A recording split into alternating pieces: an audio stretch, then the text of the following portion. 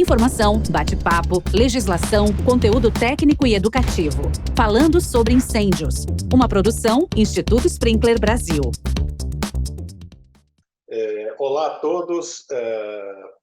Estamos aqui para mais uma edição do Falando sobre Incêndios. Dessa vez eu tenho o grande prazer de trazer a professora Rosária Ono. A professora Rosária Ono, para quem trabalha na área de incêndio, acho que quase todo mundo conhece. Para aqueles que ainda não conheceram a professora Rosária, ela é arquiteta, ela é mestre em engenharia, ela é doutora pela USP, ela é professora titular da Faculdade de Arquitetura e Urbanismo, lá na USP, teve a oportunidade de viajar para o Japão para curso de especialização várias vezes, trabalhou no IPT por 10 anos, e hoje, além de professora da FAO, ela tem um cargo que é o da diretora do Museu Paulista da Universidade de São Paulo. O Museu Paulista da Universidade de São Paulo é o famoso Museu do Ipiranga. E o Museu do Ipiranga teve muita cobertura nos jornais recentemente por conta da grande reforma que foi feita e da reinauguração no dia 7 de setembro.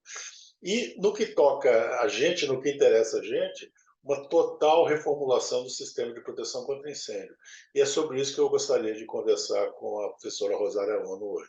Olá, Marcelo, que queria agradecer você pelo convite, por estar aqui, né, compartilhando esse período aqui, né, com a gente, conversando sobre várias questões, entre as quais, começando então com o projeto do Museu do Ipiranga, né, que é um projeto grandioso, eu acho que muita gente deve ter visto, estamos hoje na mídia, né, muito largamente divulgados e com uma grande procura, né, para visita ao museu, mas foi um longo caminho até nós conseguimos reabrir o museu agora em 7 de setembro de 2022, no bicentenário, né. O museu é um projeto desafiador, foi um projeto desafiador e audacioso em termos de projeto de obra de engenharia civil mesmo, que foi feito, né? Não sei se muitos de vocês conhecem, mas é interessante até acompanhar. Nós temos um site do Museu do Ipiranga, onde é possível ver várias etapas da construção da obra, né? Esse museu, ele, como o Marcelo já falou, é centenário, ele foi inaugurado como museu em 1895, né? E ao longo dos anos sofreu algumas intervenções, porque originalmente ele não foi projetado para ser museu, no final do século XIX, ainda sem uma estrutura adequada, inclusive de água, esgoto, eletricidade, uma série de coisas que hoje nós temos, né, de instalações prediais que não existiam na época, e até porque o museu não foi projetado, como eu disse, para ser ocupado como museu, então ele não tinha uma série de infraestruturas necessárias, né, para o funcionamento do museu. E, em função disso, ele sofreu uma série de intervenções ao longo do tempo, né, para que fosse utilizado como museu. Algumas delas não foram boas, interessantes, e acabou trazendo uma série de problemas estruturais, né? E, por outro lado, por ser um museu um edifício muito antigo, tinha problemas de falta de acessibilidade, falta de segurança contra incêndio, justamente porque, na época que foi construído, não tinha nenhum desses conceitos atuais, nem corpo de bombeiros, nem regulamentação, nem código de obras, nada disso que a gente tem hoje, né? Em função disso, houve uma série de problemas enfrentados, lógico, frente ao Ministério Público, porque nós tínhamos reclamações de falta de acessibilidade, né, as questões de segurança contra incêndio mais evidentes ainda nos últimos 10 anos, em função de tudo que nós sofremos, né, nesse último período, não só no mundo, mas no Brasil especificamente, temos exemplos aí de tragédias, né, onde perdemos patrimônio histórico. Então isso tudo levou a uma preocupação muito grande de termos um museu mais seguro, mais acessível, com uma melhor condições, modernizado, inclusive tendo como meta, né, a reabertura no bicentenário. Então, isso foi o grande desafio que nós tivemos, né? Esse museu, ele não só foi restaurado, né, esse prédio de 1890, que ele foi terminado em 1890, ocupado a partir de 1895, mas além do restauro desse próprio edifício, que nunca sofreu um grande restauro, né, sofreu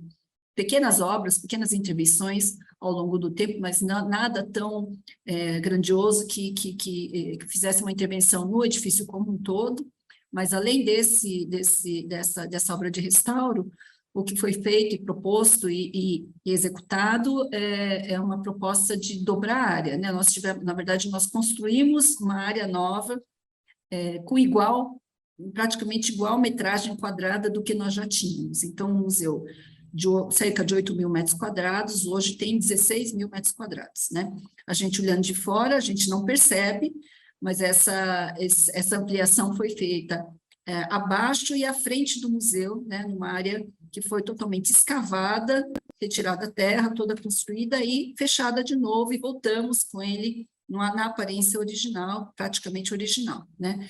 E nesse processo, né, se fez todo um trabalho realmente de poder atender todas as condições modernas de acessibilidade e segurança do edifício, segurança contra incêndio, inclusive, né? Quando a gente vai fazer a instalação de incêndio, vai fazer uma reforma num prédio, já tem todas aquelas complicações inerentes à obra.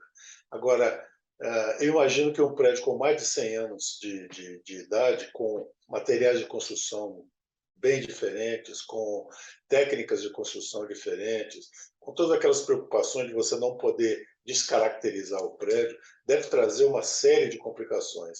Você pode falar um pouco sobre esses problemas e o trabalho que foi administrar essa obra de reforma do Museu do Ipiranga? O arquiteto o arquiteto engenheiro que propôs essa construção é italiano, né? Então ele traz essa construção tradicional italiana em alvenaria de tijolos que não existia. E os pisos são de piso de madeira, né? Pisos de madeira, com vigas de madeira, né? E o forro sobre esses pisos são forros de um estuque feito com palha de palmeira Jussara, né? Então é uma coisa que misturou, né, materiais novos que não existiam com materiais um pouco mais tradicionais ou materiais trazidos aqui da exploração da palmeira Jussara, por exemplo, que é um material que tinha aqui nas redondezas, inclusive, né? E que são materiais que, na hora de fazer, por exemplo, uma intervenção, né, trazem várias dificuldades, né? Por exemplo, instalar sprinklers e todas as tubulações novas, o museu não tinha muita instalação, pouco que tinha era tudo embutido na parede de alvenaria. O momento que a gente quer fazer, por exemplo, uma passagem de tubulação para hidrante e sprinklers, ou sistema de detecção, tudo que precisa de fio ou de tubulação, né? O que foi feito foi, nós desmontamos todos os pisos de madeira, né? Isso foi um trabalho, assim, absurdo, de muito tempo, para desmontar tudo isso, né? Retirar todos os pisos, passar toda a tubulação de uma forma, eventualmente, até porque algumas vigas tiveram que ser cortadas para passar a tubulação, essas vigas tiveram que ser reforçadas, porque do jeito que estavam, o corte poderia comprometer estruturalmente as estruturas, os ligamentos, né? Então, um trabalho, assim, hercúleo, né, vamos para dizer o mínimo, né? Por isso que esse tipo de situação só é possível numa grande reforma. Uma grande reforma como foi feita no Museu da Língua, uma grande reforma como feito aqui, uma grande reforma que possivelmente vai ser feita no Museu Nacional do Rio de Janeiro, da Federal do Rio de Janeiro, onde há uma possibilidade de fazer uma grande intervenção. É muito desafiador isso, porque você precisa parar, fechar, né? E eventualmente é muito tempo, né? Dependendo da área que você tem, isso é muito desafiador. Mas é necessário para você modernizar o sistema, porque sem isso fica muito difícil de fazer a intervenção. Às vezes a intervenção é mais tranquila, dependendo da situação. No nosso caso, foi bastante complicada, né? Isso levou muito tempo e custou muito, né? Muito caro se fazer, né? Então, é por isso um grande desafio, tanto físico como financeiro também, econômico, né? Rosário, não sei se você tem esse número na ponta da língua, mas eu acho que é uma coisa que eu tenho muita curiosidade. Quanto custou, dentro de toda a reforma do Museu do Ipiranga, quanto custou o novo sistema de proteção contra incêndio do prédio? Você tem uma ideia? Eu acho difícil segregar claramente, né, o quanto custou, né, porque muita coisa tá junto com outras ações, outros processos que precisavam ser feitos, né? Não sei, sinceramente, te dar esse valor no momento, né? Mas acho que é uma boa questão que poderia ser colocada. Todo mundo pergunta, né? Quanto custa isso, né? Era uma ação que era necessária, frente a tudo que nós testemunhamos nos últimos 10 anos, né? Eu acho que é algo que não poderia faltar, né? Num investimento como esse que foi feito, né? Deixa eu fazer uma pergunta específica sobre sprinklers. O que a gente está vendo hoje em dia é que mais e mais o pessoal está perdendo medo de sprinkler em edifícios históricos e museus principalmente. Então, a gente tem o Museu da Língua Portuguesa, que recebeu um sistema de sprinklers de tubo molhado normal, tem o Museu do Ipiranga, que recebeu um sistema de sprinklers de operação, tem o Museu da Imagem do Som no Rio de Janeiro, que tem uma instalação de sprinklers. A gente ouve falar que o Museu Nacional vai ter um sistema de sprinklers também. O novo prédio do MASP, ali do lado, que é um prédio de vários pavimentos, também vai ter sprinklers. Eu acho isso extremamente curioso, porque se há 3, 4 ou 5 anos eu falasse com alguém sobre sprinklers em edifício e em museus, eu seria corrido da sala, porque sempre foi considerado algo problemático e proibido. O que está acontecendo? Por que de uma hora para outra agora todos os grandes museus do Brasil estão recebendo sistemas de sprinkler? Eu acho que é uma combinação de fatores e de oportunidades, né? No fundo, eu participei do projeto do Museu da Língua Portuguesa como consultora na área de segurança contra incêndio. O pessoal me procurou, né? Quando foram fazer esse projeto de reconstrução, né? Porque o museu sofreu incêndio em 2015, né? Esse museu já tinha sofrido um incêndio na década de 40, ele já tem um histórico de incêndio anterior, né? E veio esse incêndio em 2015. A partir desse incêndio, veio então uma solicitação de consultoria para a reconstrução do museu. Eu acompanhei desde o início esse desenvolvimento do projeto, onde eu pedi uma série de medidas. Eu não pedi, a priori, né, o meu direcionamento, a minha sugestão naquele caso não era muito investir em proteção ativa, era investir muito em proteção passiva, né? No entanto, naquele projeto especificamente, a equipe de arquitetura, o projetista, né, o escritório de arquitetura, resistiu muito às medidas passivas que eu fui querendo colocar, porque isso demandava compartimentação, uma série de medidas que poderiam, de certa forma, limitar, né, a fluidez dos espaços, né? E aí eles começaram a falar, não pode ter parede aqui, não pode ter porta-fogo aqui, não pode ter não sei o que aqui. Falou, bom, então, se não pode, tem que deixar grandes áreas abertas, vocês vão ter problema de incêndio, né, como já tiveram. E aí veio uma questão que eu fui colocando em relação ao sprinkler. Falei, olha, uma forma, então, já que vocês não querem desse jeito, uma solução que não precisa, né, investir em sistema mais ativo, pensar em sistemas, então, ativos, já que o passivo não está agradando em termos de projeto, de arquitetura, né, então vamos ter que investir em outra coisa que balanceie, né, e possa, eventualmente, limitar o crescimento do incêndio. E aí veio uma questão, pode ser o sprinklers, né? E aí, na verdade, tivemos uma sorte muito grande, porque a gestão desse projeto era da Fundação Roberto Marinho, né? Que se preocupou muito com essa questão das competências, da necessidade de fazer um projeto sério, bom, com qualidade, que eles não queriam mais repetir nenhum incêndio naquele local. Então, tudo isso foi levado em consideração. E apesar do projeto não exigir o sprinkler, né, se decidiu pela instalação do sprinkler a favor, na verdade, de um projeto mais livre em termos de circulação, né, e acessos e tal. Então, acho que tem um pouquinho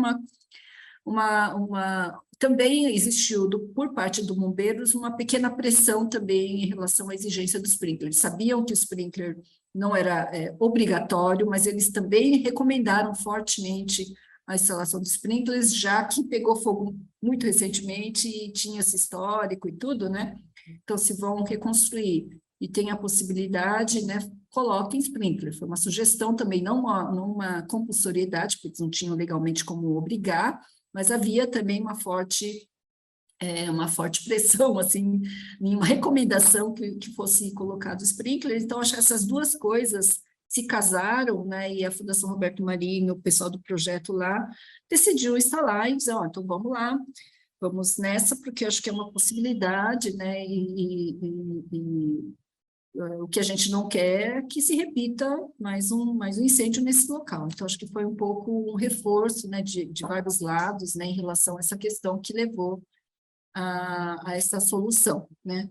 E acho que aí acabou sendo um exemplo, né, um primeiro exemplo nesse sentido, que acho que despertou interesse, né, inclusive de vários setores, inclusive o pessoal do próprio Sprinklers, e também os outros museus começaram a olhar, né, essa questão como uma possibilidade, né? No Museu do Ipiranga, qual foi a razão principal da instalação de sprinklers? Foi porque o bombeiro exigiu?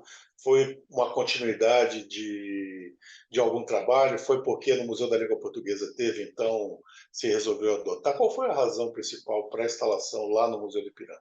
Esse projeto estava em desenvolvimento do Museu do Ipiranga justamente quando o Museu Nacional do Rio de Janeiro sofreu incêndio, né? Então, setembro de 2018 era exatamente quando estava se desenvolvendo o projeto de arquitetura e o executivo também, o detalhamento dos projetos de segurança contra incêndio do Museu do Ipiranga. Aí, nesse momento, foi fácil dizer, inclusive eu, mas outras pessoas reforçaram, o consultor, o projetista também reforçou, olha, vejam o que aconteceu, não é melhor a gente colocar um sprinkler? O Museu da Língua já está colocando.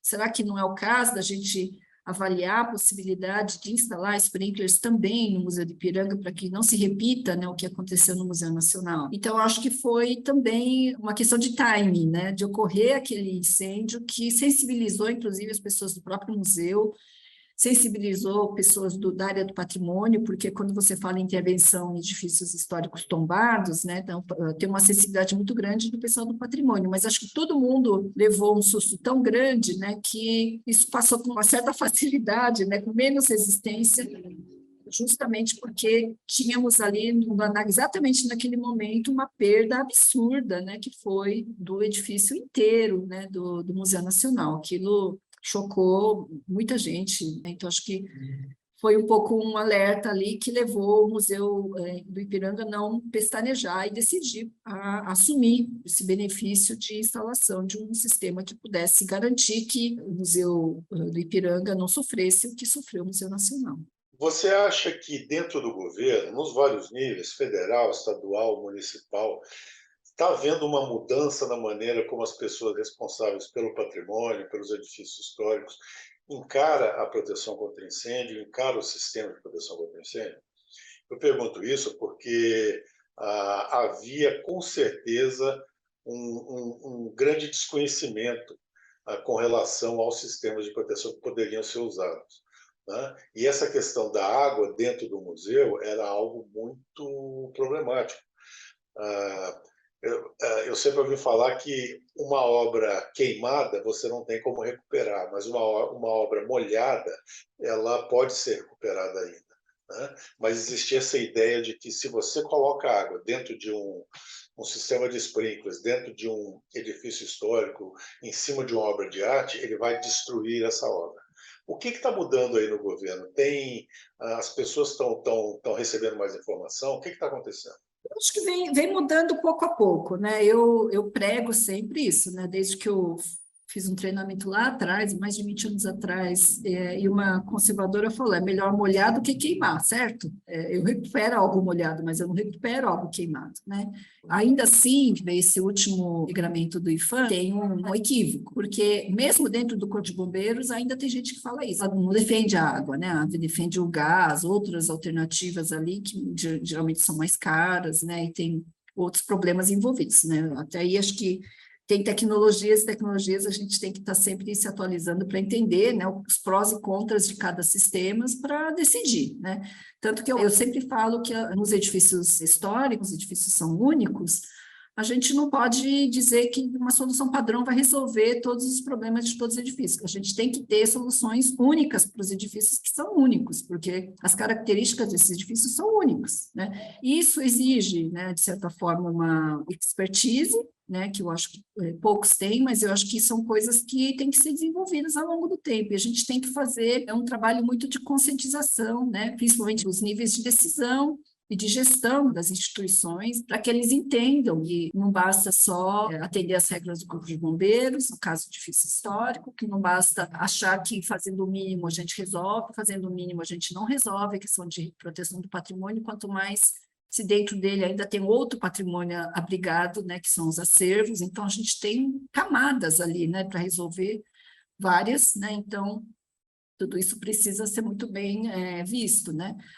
Existe um movimento grande nos últimos anos do próprio IBRAM, que é o Instituto Brasileiro de Museus, especificamente agora falando sobre museu, de um trabalho sobre gestão de risco, né, eles têm trabalhado, tem um manual lá de 2013, que eles estão trabalhando com uma abordagem de gestão de risco para o pessoal que trabalha com museus, exatamente para conscientizar. No caso deles, incêndio é um dos riscos. Lógico que eles têm vários outros riscos envolvidos, um deles é o incêndio, né, para quando você fala em proteger o edifício, proteger o que está dentro dele, né, e a ideia lá é fazer as pessoas terem capacidade de fazer uma visão, uma leitura geral, para ter um diagnóstico dos problemas que eles têm, para eventualmente tratar esses problemas de uma forma preventiva, corretiva, né? Então, esse trabalho tem sido feito pelo IBRAM, fortemente nos últimos 10 anos. No fundo, na verdade, esses grandes museus são poucos, né? A gente tem muitos museus de médio e pequeno porte, né? E a gente precisa pensar neles também, não só nos grandes museus, né? São museus que abrigam também patrimônios locais, regionais, que são tão importantes quanto esses de patrimônio nacional, né? Então, a gente tem um problema numa escala imensa, se a gente considerar o Brasil como um todo, né? Antes da gente falar sobre os pequenos museus, eu queria ainda pensar nos grandes. Você acha que aqui no Brasil a gente tem algum outro museu nacional esperando para acontecer? Você acha que a gente tem uma grande tragédia dentro dessa área que está prestes a acontecer?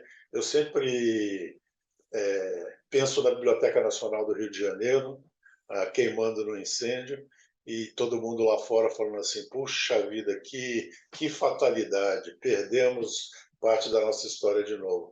Você acha que isso é uma possibilidade? Não só lá, mas qualquer outro prédio importante no Brasil?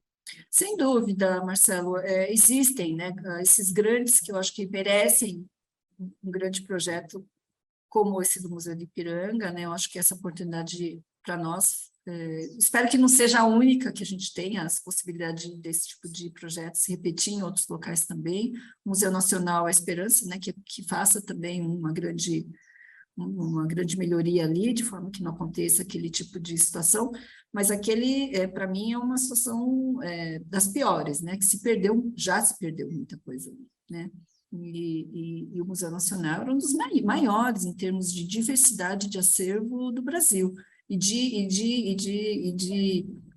antiguidade, né, se posso dizer assim, né, porque ele tinha coleções ali que eram únicas e eram históricas, né, desde o Império, né, que nós tínhamos o imperador que era um colecionador, né, então nós tínhamos ali muita coisa que realmente é lamentável, né, o que aconteceu. De qualquer forma, temos outras situações que podem, e eu acho que podem acontecer, mas eu acho que, assim, os grandes museus, pelo menos alguns que eu conheço, existe mais uma preocupação com o nível de profissionalismo, no cuidado deles, que tem melhorado, né? Essa questão tem sido a preocupação de todos, e eu espero, né, que isso traga aí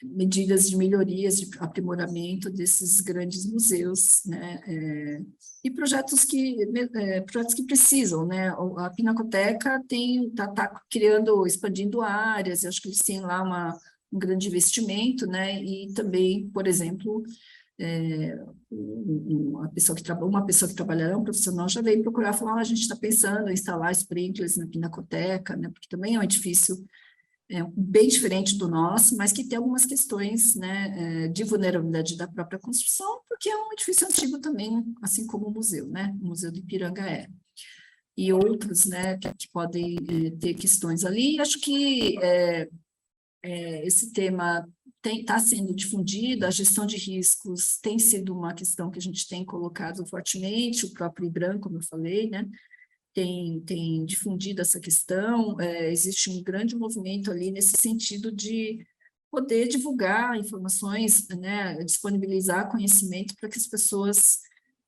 consigam se capacitar, né, e poder melhorar, né, as condições de segurança. Então, mas é um trabalho hercúleo, né, porque para tudo isso precisa de investimento, né, o que a gente tem muito pouco são os recursos, né, para fazer isso, né.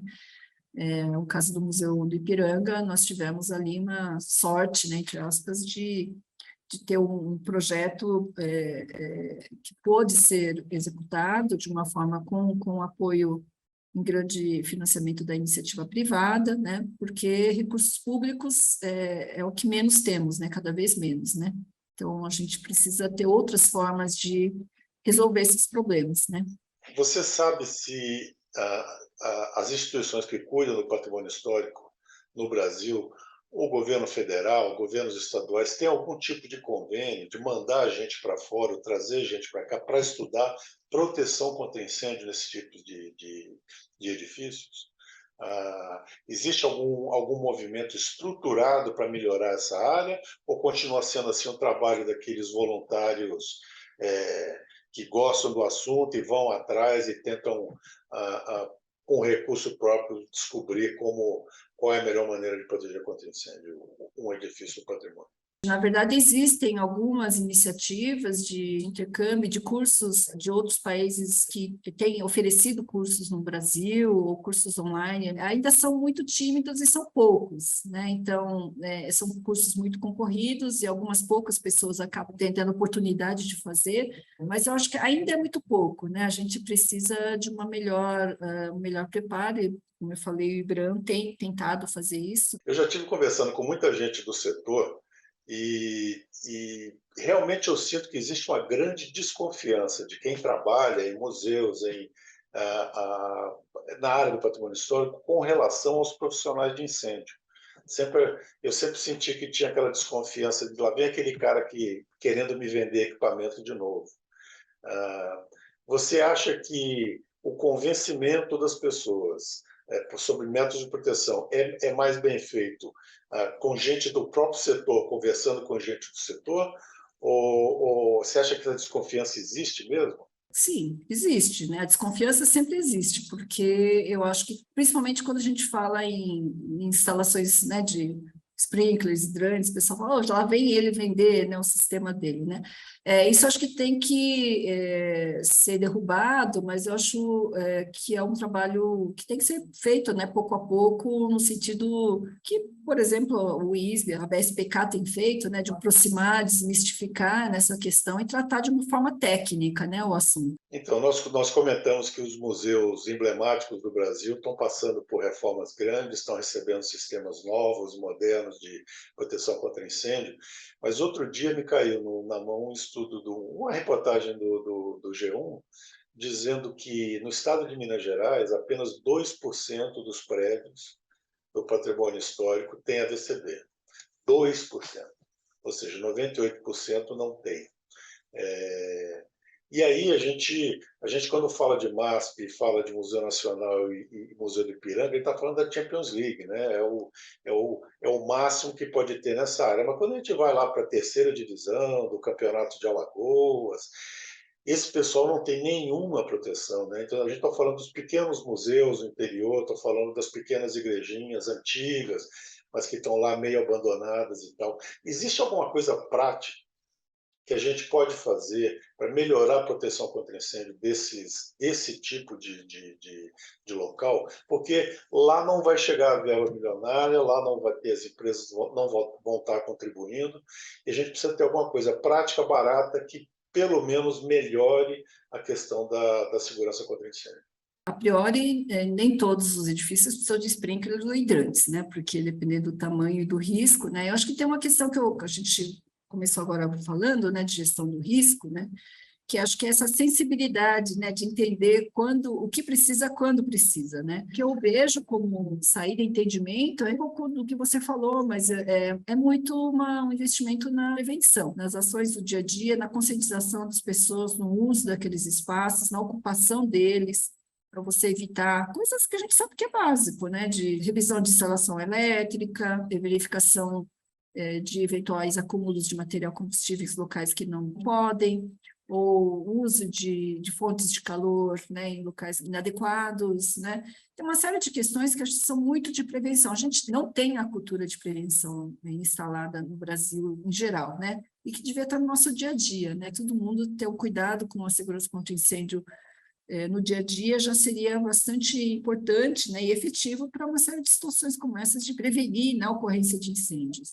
Estamos chegando perto do fim, Rosário. Eu queria concluir te perguntando o seguinte: se eu sou um estudante, se eu sou um engenheiro recém-formado, gosto do assunto, gosto de trabalhar com incêndio e edifícios do patrimônio histórico, o que eu faço? Onde que eu vou para aprender? A solução é realmente pegar um avião e ter que estudar fora, porque aqui no Brasil não tem nada? Existem soluções para mim, se eu quiser me interessar por um assunto desse? Que conselho você dá aí para os jovens que se interessam por esse assunto? Lógico que uma graduação básica em arquitetura ou engenharia é essencial, né, porque muitas dessas questões estão fortemente vinculadas às edificações, ao ambiente construído, então conhecer arquitetura e engenharia é importante como base, né, e além disso é escolher um caminho e estudar, né, as questões. Eu acho que tem muita literatura para fazer isso hoje disponível na internet. Não vejo assim tanto problema se a pessoa tiver um direcionamento, né? Algo que eu faço, por exemplo, que é orientar alunos de graduação, pós-graduação, falar, olha, leia isso, leia aquilo, né? Tem muita coisa interessante, importante, e associar isso também a conhecer, né, a nossa realidade, que é conhecer os edifícios, saber o que está acontecendo nos edifícios, né?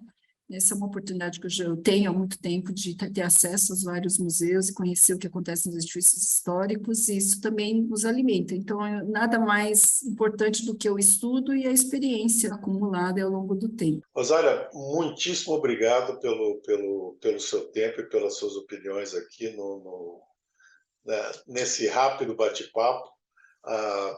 Eu queria agradecer muito a sua presença. Tem duas coisas que eu não falei lá no início, quando te apresentei, que do nosso ponto de vista são muito importantes. Primeiro, que você é conselheira do ISB desde da origem do ISB. Isso nos honra muito, porque a gente já ouviu muitos conselhos seus e suas orientações para como fazer as coisas pelo ISB.